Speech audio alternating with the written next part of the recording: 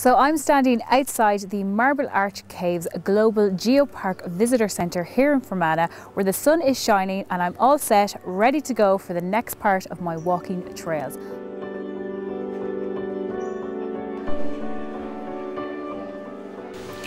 So Richard, can you explain to me exactly what a global geopark is? Essentially, a global geopark is an area of the world which has geology of international importance, and where that geology is professionally interpreted, where it's used for sustainable tourism, and where it's backed up by a whole raft of other special interests such as archaeology, biodiversity, like where we're standing, cultural activities, food even, music, different things like that. So essentially it's a landscape and how people interact with it. And how did you become involved in that concept? Well, we've been operating here since 1985, long before geoparks were first thought of. They came out in 2000, and I actually got a phone call from a pal of mine who works for the Geological Survey in Dublin, a guy called John Morris.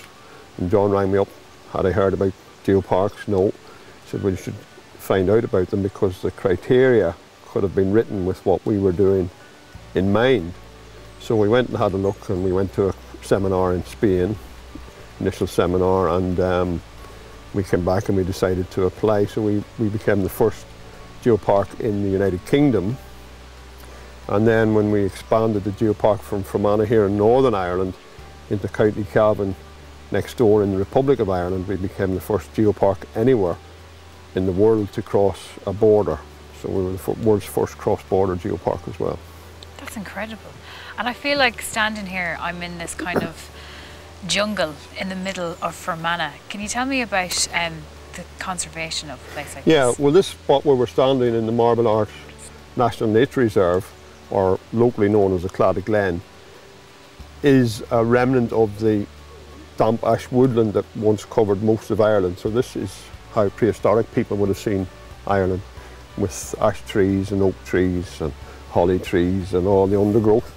Undergrowth's very luxuriant here because it's not really grazed very heavily or anything like that. So this area is managed for nature, so if a tree falls down like this one over here, it's left there. It's made safe, but it's essentially left there to rot down into the ground, and the little bugs and insects can have a feast on it. And so everything that happens here is for nature, and people are secondary. And is there a community involvement, people within the area? Do they come here more? Do they take part in the walks and the trails? Yeah, I mean, we get all sorts of users. There's very casual family groups come, but we also get more hardened walking clubs. We also have outdoor education centres use the areas for challenging walking for kids, teenagers, where they have to plan and navigate routes over the mountains and camp out for 3 or 4 nights, all self-contained. So all those aspects really. And then linked to that, we have people who want to walk up into the mountains for the walk's sake also, but also to do other activities like rock climbing or whatever it might be. Caving, of course. It's great. So there's an abundance of activities for people to enjoy. Yeah, sure. Yeah, great. It's great. Well, Richard, thanks a million for talking to us. No problem. And I'm looking forward to seeing more of this splendid park. Well, go off and enjoy it. Thank you.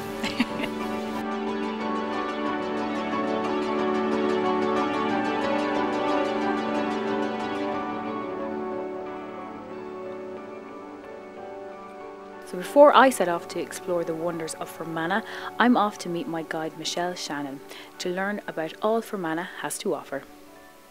Hi Michelle. Hello Aisling, how are you? Great, lovely to meet you. So you are the Geopark Supervisor.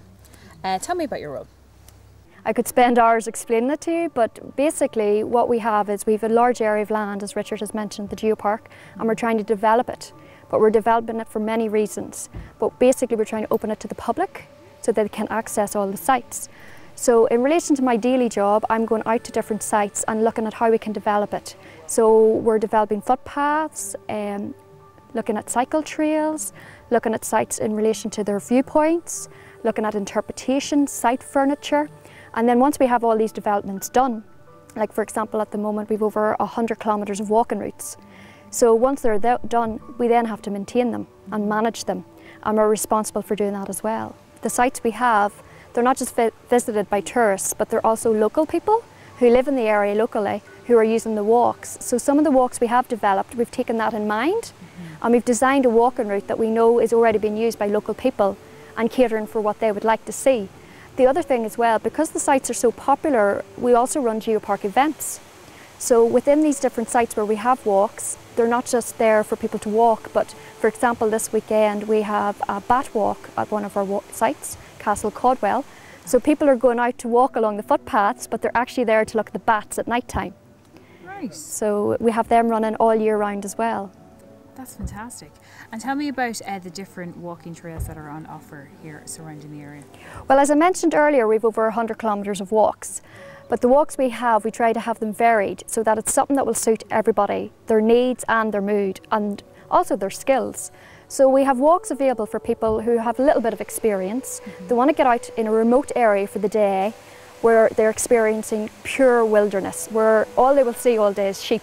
So we've walks for people like that. And then we've walks for families, people who are out for the day want to just do a wee short intermediate walk, people who want to see something of interest. So we have walks where you have archaeology, history, pure landscape, or we have a walk where you actually go to see a cave entrance.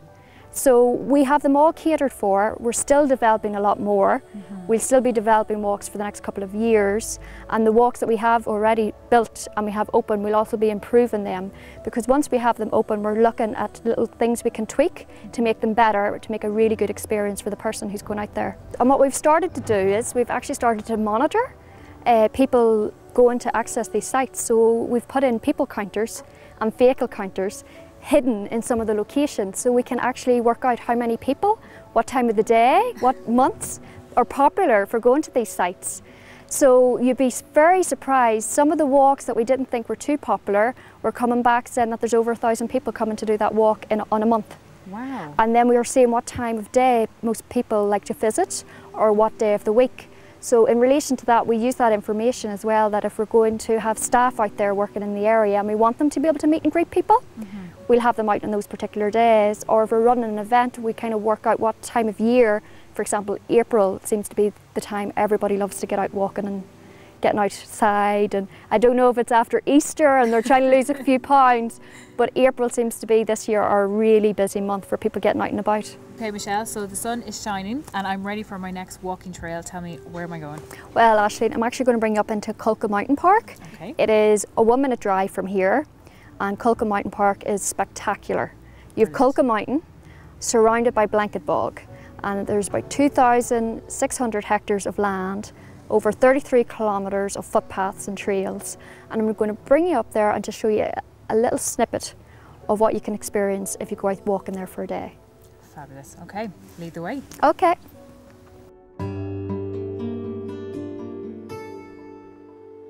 After a short drive, we've arrived at the amazing Cuilcagh Mountain, which stands at 665 metres high and is surrounded by blanket bog.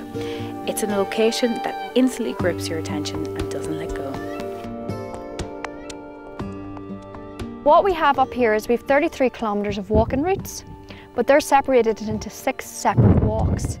So the walks vary in relation to 2 of them lead onto the summit of Cuilcagh, which you can just see behind my shoulder, or some of the other walks are actually in the lower ground area where you're going through areas of limestone region with karst features, or you're going through Florence Court Forest. So it has a little bit of everything for people. We're still developing our walks here and upgrading them, but in the future what we really hope is where you were at the Cabin Burn, we wanted that people visiting there, people visiting here, will connect the 2 sites together, so you can make a full day walking from one location to the other.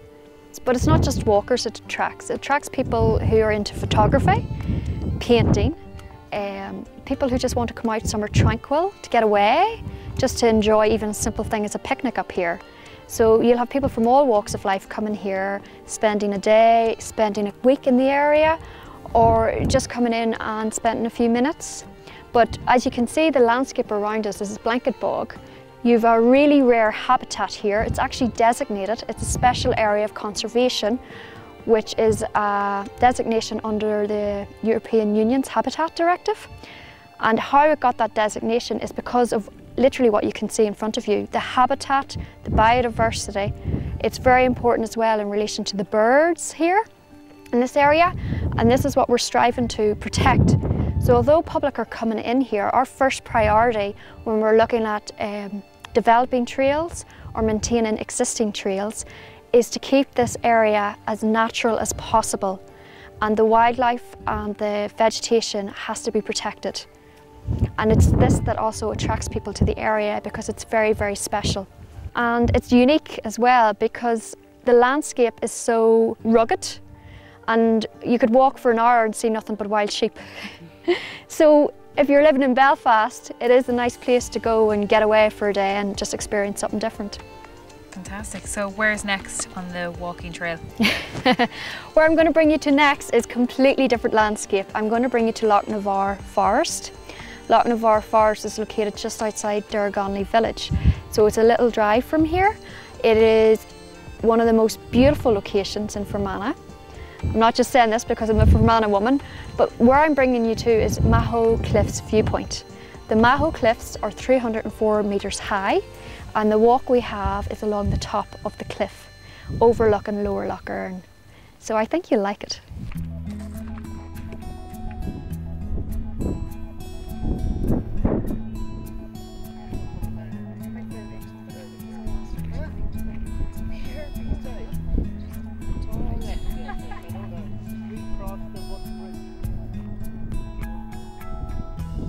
Lough Navar Forest consists of a 7-kilometre long scenic drive, and along that drive we have put in infrastructure for visitors. So we have a number of different walks. We have approximately 6 walks that you can do within this one area. We've also viewpoints like the one we're at the moment. This is called Achimilan Viewpoint. So you can come here for a day with your family and just have picnics and take in the views and just have a relaxing day. Or if you're feeling adventurous, you can do some walks. So the walks we have here do vary in length and type of walk. So we have walks that lead into waterfalls, around lake shores, bring you deep into the forest, or bring you to a cliff top where you have immense views over Lower Lough Navar. So we're going to continue now and I'm going to show you a glimpse into these walks.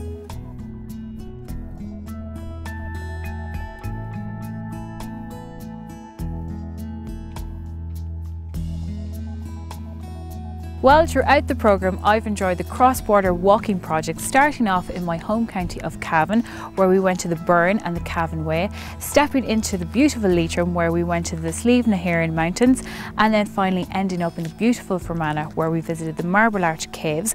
We also came to the Lough Navar Forest and ended up in the stunning location of the Maho Cliffs. All I can say is my feet are killing me, but it absolutely doesn't matter because with a piece of heaven like that, there's no reason why we all can't step out and enjoy the beautiful scenery that our country has to offer.